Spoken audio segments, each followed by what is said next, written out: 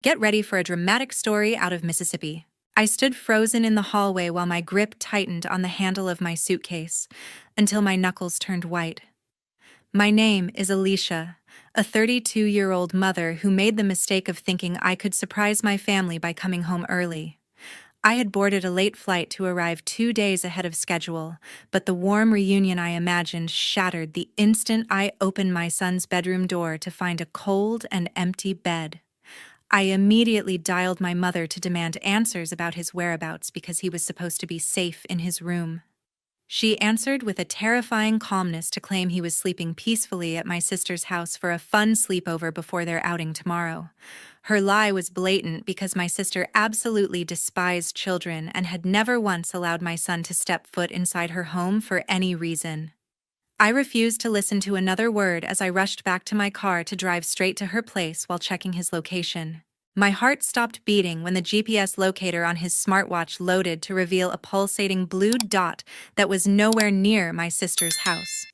The screen showed my little boy was sitting alone in the middle of the desolate city cemetery on the far side of town. I slammed my foot on the gas pedal to reach that graveyard at 1 in the morning with pure terror coursing through my veins.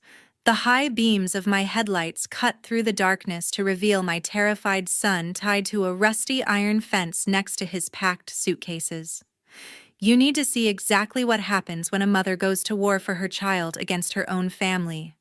Please subscribe to this channel right now to witness how I saved him and made them pay for this unforgivable crime. The gravel crunched loudly under my tires as I slammed the brakes inside the cemetery gates, creating a deafening noise in the silence of the night. I did not even bother to turn off the engine or close the door as I threw myself out of the driver's seat. My legs carried me forward with a speed I did not know I possessed as I sprinted past rows of weathered tombstones that seemed to watch me in the darkness. The freezing wind whipped against my face to sting my eyes, but I refused to blink for fear of losing sight of the location I had seen on the map. I spotted the silhouette of a vehicle parked near a large oak tree deep within the grounds. My sister Brenda was sitting casually on the hood of her car with her legs crossed at the ankles. She held a lit cigarette in her hand and watched my frantic approach with a terrifying calmness. The red glow of her cigarette tip was the only source of warmth in this desolate place. Her complete lack of urgency while I was running for my life made my stomach turn with nausea. I finally reached the large tree to witness a sight that nearly brought me to my knees. My son Austin was tethered to the rusted iron fence with thick yellow rope that dug into his pajamas. He was sitting on the damp earth with his knees pulled up to his chest in a desperate attempt to conserve body heat. The biting chill of the Mississippi night had turned his lips a pale shade of blue because he had been exposed to the elements for hours. A thick strip of gray duct tape covered his mouth to silence his cries for help. His eyes widened in disbelief when he saw me emerge from the shadows of the graves.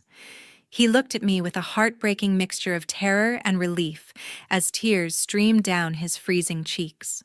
2 large suitcases stood upright next to him on the grass to signal that Brenda had planned to abandon him here permanently.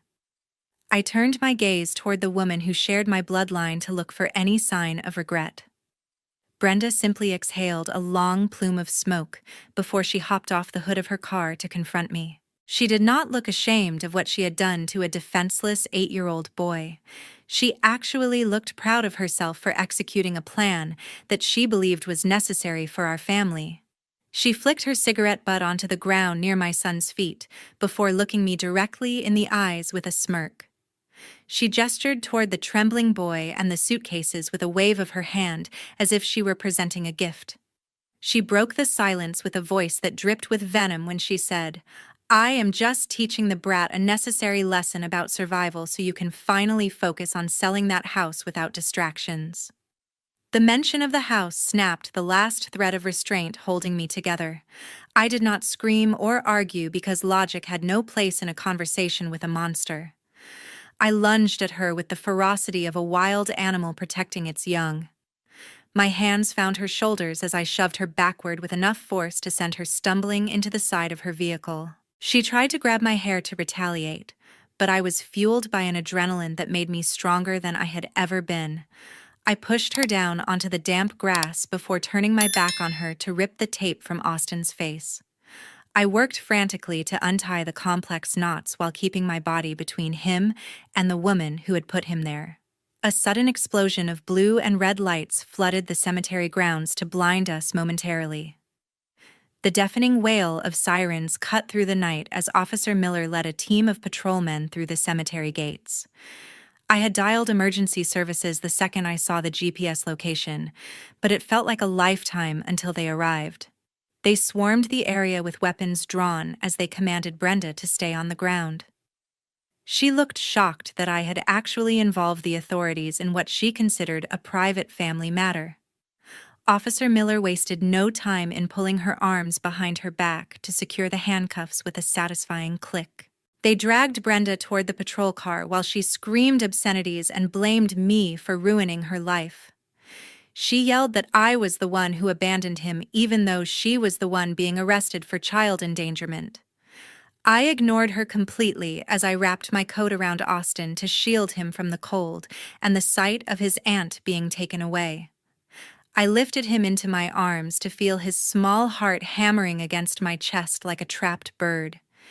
He buried his face in my neck while sobbing uncontrollably as the adrenaline finally left his system. I held him tighter than I ever had before while watching the police car disappear into the night. I made a silent vow right there among the graves that Brenda would pay for every second of fear she caused us. 3 hours later, the eerie silence of the graveyard was replaced by the chaotic beeping of hospital monitors and the smell of antiseptic. I sat by the bedside in the pediatric emergency wing while holding my son's hand as he drifted into a fitful sleep. The attending physician had recently informed me that Austin was suffering from mild hypothermia and severe psychological trauma due to the prolonged exposure and fear. He insisted that the boy remain under specialized observation for at least 24 hours to ensure no physical complications developed and to begin a mental health assessment. My heart felt like it was being squeezed in a vice while I watched my child flinch at every distant sound in the hallway. The swinging doors of the ward burst open as my mother rushed into the room with a frantic energy that I initially mistook for genuine concern. However, she did not even glance toward the bed where her grandson lay pale and trembling under layers of heated blankets. Instead, she marched directly toward me with her face flushed a deep shade of angry red to begin a verbal assault that made my blood run cold. She looked at me with pure accusation in her eyes as if I were the criminal in this situation. She leaned down and hissed with a venomous tone, "Are you crazy? You called the police on your own sister just because of a harmless prank." I stood there in stunned silence for a moment because I could not fathom how any grandmother could describe kidnapping and tying a child in a cemetery as a prank. I reached into my pocket to pull out my phone before playing the recording of our conversation from earlier that night. The sound of her voice lying to me about Austin being safe at home filled the hospital room to prove she was an active participant in this nightmare. I showed her the timestamp that confirmed she had deliberately misled me while my son was being terrorized in the dark. She did not even flinch when confronted with the evidence of her own betrayal as she shifted her strategy to emotional manipulation. She began to wring her hands and adopted a pathetic, tearful tone that she had used to control me for decades. She looked at me and pleaded, "Brenda has had a hard life, and she owes dangerous people a lot of money. You have everything you could ever want, so why can't you just forgive her and help her out of this mess?" The realization that my mother valued Brenda's comfort more than Austin's life was the final blow to our relationship. I realized that as long as she was in our lives, my son would never truly be safe from their shared delusions and greed. I felt a strange sense of clarity wash over me as I stood up to my full height and pointed toward the exit with a steady hand. My voice did not tremble when I looked her in the eye to deliver the final verdict on our bond. I spoke with a chilling coldness as I said, "Get out. From this moment on, you are not welcome near my son or me ever again." She tried to protest, but I called for the hospital security guard who was standing just outside the door. I watched as they escorted her out of the ward, while she continued to scream about how ungrateful I was for everything she had done. I sat back down and took a deep breath of the sterile air to realize that the family I once knew was officially dead. I looked at Austin and promised him that I would build a new world for us where nobody would ever hurt him again. The next morning, the sun rose over Jackson, exposing the ugly secrets my family had tried to hide in the dark. The humid Mississippi air felt heavy as I brought Austin home from the hospital, but I was no longer alone in this fight. My husband David had managed to catch the earliest flight back from his business trip the moment he heard my frantic voicemail. He met us at the front door and pulled both of us into a crushing embrace that made me feel safe for the first time in 24 hours. His face was a mask of cold fury as he immediately began inspecting every window and door while preparing to overhaul our entire home security system. He vowed that no one, especially not my own flesh and blood, would ever breach our sanctuary again. My best friend Sarah arrived shortly after with a basket of food and a quiet determination to help us navigate the chaos. She stayed by Austin's side in the living room to keep him distracted with books, while David and I retreated to the office to review the security footage. Sarah looked at me with deep concern in her eyes before we started the recordings, because she knew how much this would hurt. She leaned in and whispered, "You need to check the house cameras regarding the spare key. Brenda couldn't have gotten Austin out without one, and we both know who probably gave it to her." David and I sat in front of the monitors to begin the painful process of scrolling through the previous night's footage. My heart sank when I saw a familiar figure approaching our porch while I was still miles away in the air.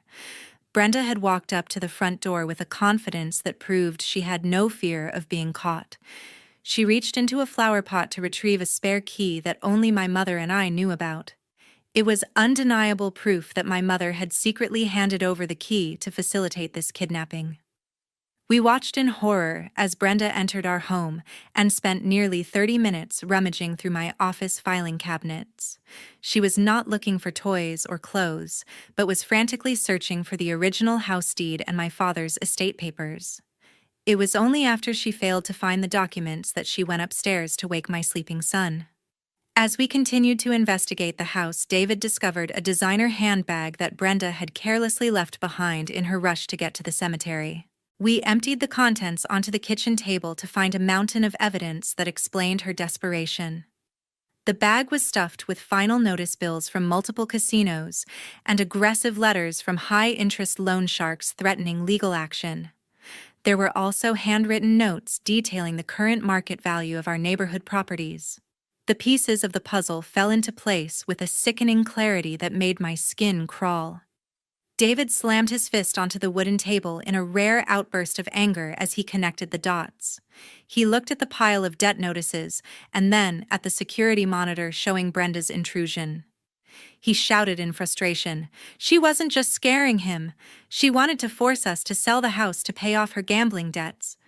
The realization that my sister was willing to traumatize a child to settle her own financial failures was the ultimate betrayal. She knew that according to our father's will, I had the sole right to sell the property, but she was entitled to half the proceeds if a sale occurred. By making Austin feel unsafe in his own home, she hoped I would flee the city and put the house on the market immediately. I felt a surge of cold resolve as I gathered the bag and the saved video files. I picked up the phone to call our family attorney and the lead detective on the case to provide this new evidence. I was going to ensure Brenda was charged with more than just child endangerment. I wanted her prosecuted for illegal breaking and entering and attempted extortion to make sure she stayed behind bars for a very long time. 2 days after the arrest, my phone began to ring incessantly with unknown numbers, marking the start of a new nightmare. I soon discovered that my mother had made the unthinkable decision to use her entire life savings and mortgage her small retirement home to post bail for Brenda. Within hours of being released from custody while awaiting trial, the two of them launched a systematic campaign of psychological harassment designed to break my spirit. They did not care about the trauma they had already caused Austin, as they shifted their focus towards saving Brenda from the consequences of her crimes. My phone was flooded with hateful text messages and voicemails from relatives I hadn't spoken to in years, who were only hearing a twisted version of the truth. The harassment quickly moved beyond digital messages and began to poison our social standing in the small, tight-knit community of Jackson. My mother and Brenda spent their days walking through the town square and visiting local shops to spread malicious rumors about my character. They claimed that I was an ungrateful and greedy daughter who had manufactured a fake scenario to frame my sister, just so I could keep our father's entire inheritance for myself. I noticed the judgmental stares from neighbors when I went to collect the mail, and the awkward silences that followed me whenever I entered a local business. People who had known me since I was a child were suddenly looking at me with suspicion, as if I were the villain who had destroyed my own family for money. The situation reached a boiling point a few days later when I was forced to run a quick errand at the local supermarket. As I was walking down the frozen food aisle, I saw Brenda and my mother waiting for me as if they had been tracking my movements. Brenda looked disheveled, but her eyes were burning with a manic intensity that made me grip my shopping cart until my knuckles turned white. She deliberately blocked my path with her body and began to speak in a loud, shrill voice that echoed through the store to ensure every shopper could hear her accusations. She was putting on a performance to once again cast herself as the victim, while my mother stood behind her with a smug expression. Brenda stepped closer into my personal space and shouted, "You think you're so smart. Wait until I tell the judge how you abuse your own son, and how this was all a setup to get rid of me." The audacity of her lie sent a surge of cold fury through my veins that replaced any fear I might have felt. I did not back down or try to hide from the curious eyes of the other customers who were now gathering around us to watch the drama unfold. I took a step forward to close the gap between us until I was looking directly into Brenda's bloodshot eyes. I realized that the only way to stop a bully was to expose their lies to the light of day with the undeniable truth. I made sure my voice was steady and loud enough to resonate across the entire produce section so that everyone would know exactly what kind of monster they were standing next to. I looked her in the eye and responded with a voice like ice. "The only abuser here is the one who tied an 8-year-old boy to a graveyard fence at 1 in the morning." The effect of my words was instantaneous, as the murmurs from the crowd shifted from curiosity to audible gasps of horror. People who had been listening to Brenda's rumors suddenly looked at her with disgust as the sheer depravity of her actions was laid bare. Brenda's face turned a deep shade of crimson and she began to stammer as she realized she had lost control of the narrative in front of her neighbors. My mother tried to pull her away while looking at the ground in shame, because they both knew that there was no way to justify what had happened at the cemetery. They hurried toward the exit as people began to point and whisper about the woman who would do such a thing to her own nephew. Even though I had won that small battle, I knew that their desperation would only grow as the trial date approached. I returned home to find David already on the phone with a private security firm because he had sensed the escalating danger just as I had. He made the executive decision to hire a professional bodyguard to escort Austin to and from school every single day. We also spent the evening working with a technician to upgrade our home alarm system to the highest possible grade with motion sensors and panic buttons in every room. We were effectively turning our home into a fortress because we were preparing for the worst-case scenario from two women who had nothing left to lose. 1 week later, under the cover of a stormy Mississippi night, Brenda made her fatal mistake just as we expected. The heavy rain pounded against the roof to create a wall of sound that she clearly thought would mask her movements. Driven by the relentless pressure from her loan sharks and having exhausted every penny of my mother's savings, Brenda was desperate for a quick payout to save her own skin. She had observed us from afar and mistakenly believed my earlier social media posts about taking Austin out of the state for his recovery. She thought the house was empty, or at least that I was vulnerable without David, who she assumed was still dealing with security upgrades at his office. Little did she know her every move was being tracked by the very technology she had failed to find during her first intrusion. Shortly after midnight, a sharp crash echoed from the rear of the property as she used a heavy stone to shatter the basement window. Brenda climbed through the jagged glass and navigated the dark corridors of our home with a flashlight to head straight for the master bedroom. She was unaware that David had specifically installed a high-tech silent alarm system that bypassed the traditional sirens to alert the local police precinct immediately. While she moved upstairs with greed in her heart, multiple patrol cars were already turning onto our quiet street, with their lights and sirens off to ensure she had no chance of escape. We sat in the darkened study with the officers to watch her silhouette on the internal monitor as she reached the small floor safe hidden in the closet. As Brenda was hunched over the safe while frantically trying to pry it open with a crowbar, the overhead lights suddenly flashed on to blind her. She scrambled to her feet and looked around in a panic to find David and me standing in the doorway blocking her only exit alongside two armed police officers. The look of utter shock on her face quickly twisted into a mask of pure, unadulterated rage when she realized she had been lured into a trap. There was no more pretense of being a victim or a misunderstanding as she realized her freedom was officially over. She gripped the crowbar tightly as if she considered attacking us before the officers commanded her to drop the weapon. Backed into a corner with nowhere left to run, Brenda erupted into a manic scream that revealed the true depth of her lifelong resentment. She began to shriek at the top of her lungs, letting out every dark thought she had harbored since we were children. She glared at me with bloodshot eyes and shouted, "I hate you. You always get everything without even trying. Mom always loved me more. But Dad gave you this house and everything in it. It is not fair that I have to struggle while you live like a queen." The sheer entitlement in her voice made my heart ache for the father who had seen through her facade years ago. I looked at the woman who had terrorized my child for a few $1,000s and felt nothing but a profound sense of pity mixed with disgust. I realized that her hatred wasn't about the money or the house, but about her own inability to take responsibility for her failures. I took a step toward her while the officers moved in to secure her arms and spoke the final words that would end our relationship forever. I looked her directly in the eye and said, "Dad knew exactly who you were and what you were capable of. That is why he gave me the house to ensure his grandson would have a home, and why he protected Austin from someone as toxic as you." The officers forced her to the ground and pulled her arms behind her back to snap the handcuffs shut for the second time in 2 weeks. This time, the charges were far more severe because she had been caught in the act of a felony burglary while out on bail for child endangerment.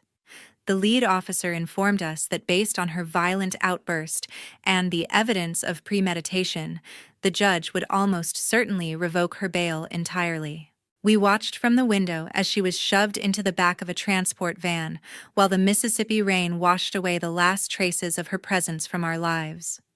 Brenda was finally headed to a cell where she could no longer threaten my son or poison our peace, marking the definitive end to her reign of terror. On the morning of the trial, the air inside the courthouse was thick with tension as I prepared to face my family one last time.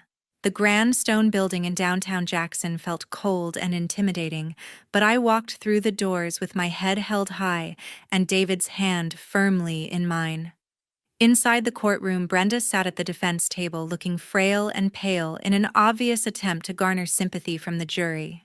Her defense attorney wasted no time in painting a pathetic picture of a woman suffering from severe depression and crumbling under the immense pressure of debt. He argued that her actions were a desperate cry for help rather than a criminal act, and he shamelessly requested a lenient sentence of community service and psychiatric probation. I watched as my mother sat in the front row, clutching her rosary and nodding along to every word of the lawyer's lies. The atmosphere shifted the moment I was called to the witness stand to testify about the night that changed everything. I took a deep breath and looked directly at the jurors while I calmly recounted every horrific detail of that night at the cemetery. I described the biting cold of the Mississippi air and the sound of my son's muffled sobs while he was bound to that rusted iron fence like an animal. I emphasized the chilling smile on Brenda's face and the absolute lack of remorse she showed while Austin was trembling in terror. The courtroom fell into a deathly silence as the reality of her cruelty began to sink in, and I could see the disgust growing on the faces of the people who held her fate in their hands. To finalize the case, the prosecutor presented the most damning piece of evidence we had gathered. He played the high-definition security footage from the night of the burglary, where Brenda was caught red-handed. The entire room watched and listened as she shrieked about her jealousy and her calculated plan to force me to sell the house for her own gain. Her voice was loud and clear, completely shattering the defense's argument of a mental health crisis or a temporary lapse in judgment. It was a recorded confession of greed and malice that left no room for doubt or excuses. Brenda's attorney looked down at his notes in defeat, while the jury members shook their heads in disbelief at her recorded admission of hate. After a surprisingly short deliberation, the jury returned with a verdict of guilty on all counts. The judge, a stern man with decades of experience, looked down at Brenda with an expression of pure disdain before he gripped his gavel. He spoke with a voice that boomed through the silent room to deliver the justice my son deserved. He looked at the defendant and declared, "Your actions were not a cry for help, but a calculated act of evil against an innocent child. For the charges of kidnapping, child endangerment, and burglary, I sentence you to 15 years in state prison without the possibility of parole." Brenda immediately collapsed onto the table, wailing in a mixture of shock and self-pity as the reality of her long sentence finally hit her. In the gallery behind her, the drama continued as my mother let out a sharp cry and fainted into the arms of a nearby bailiff upon hearing that her favorite daughter would be spending the next decade behind bars. I didn't move to help her or even look back, as I felt a massive weight finally lift from my shoulders. Before the session was adjourned, the judge addressed the secondary issue regarding my son's safety and my mother's role in the crime. He looked at the evidence of her complicity and issued a final ironclad ruling to protect my family.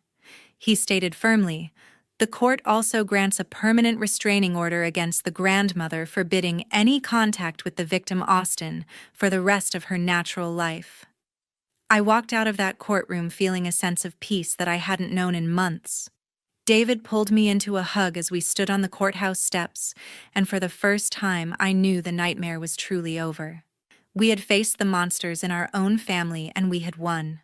Justice had been served in the most absolute way, ensuring that Austin would grow up in a world where those toxic influences could never reach him again.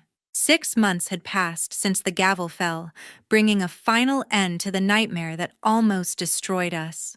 The Mississippi heat was beginning to intensify, but for the first time in years, the air inside our home felt light and free of lingering tension.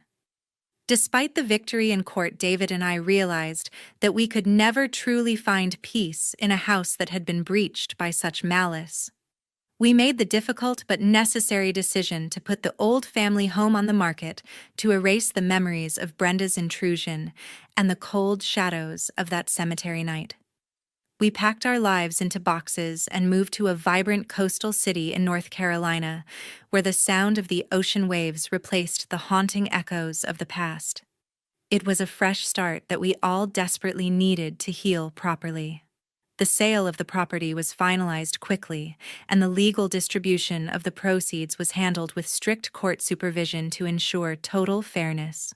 According to my father's will, the money was technically supposed to be split equally, but the judge had made a special ruling regarding Brenda's portion of the inheritance. Her half was immediately frozen by the state and redirected to cover the massive psychological therapy bills for Austin and the restitution for the damages she caused. What remained was seized by her long list of creditors and the gambling establishments she had defrauded over the years. Brenda ended up with absolutely nothing but a prison ID number, while her greed had effectively stripped her of the very fortune she had tried so hard to steal. Watching Austin thrive in our new environment was the greatest reward for everything we had endured during the trial. He had found a new passion for life and joined the local youth swimming club where he spent his afternoons laughing with new friends under the bright sun. The haunted look in his eyes had finally vanished, replaced by the innocent spark of a child who feels completely safe and loved. He no longer woke up screaming from nightmares about the graveyard, and he wasn't afraid to sleep with the lights off anymore.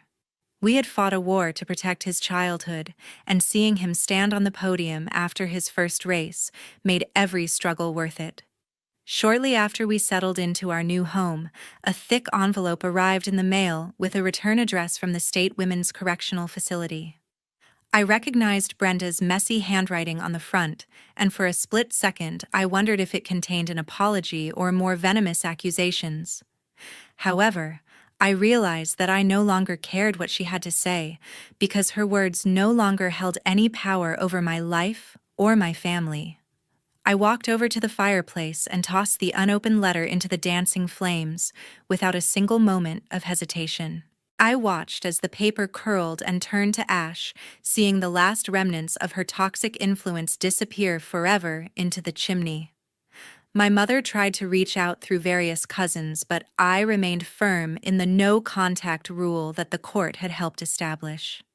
She had chosen her side that night at the hospital, and I had chosen mine by prioritizing the safety of my son over the delusions of a woman who protected a criminal. I learned a painful but vital lesson through this ordeal. Blood might make you related, but loyalty and love are what make you a family. Being a mother meant being a shield, and I would never apologize for standing my ground against anyone who dared to threaten the person I loved most in this world. This journey taught me that misplaced tolerance toward toxic family members is nothing short of a crime against your own peace. Never let the title of sister or mother blind you to the reality of abusive and dangerous behavior, because protecting your children is your only sacred responsibility. I hope my story serves as a reminder to trust your instincts and to walk away from anyone who brings darkness into your home, regardless of their DNA. True family are the people who stand by you in the storm, not the ones who create it. Thank you so much for listening to my story and standing by me through these difficult chapters. Do you believe the 15-year sentence was a fair punishment for what Brenda did to Austin? Would you have been able to cut ties with your mother if she had betrayed you, like mine did? Please share your thoughts and experiences in the comments below, because I truly value your perspectives. Don't forget to like this video and subscribe to the channel for more stories about resilience and justice.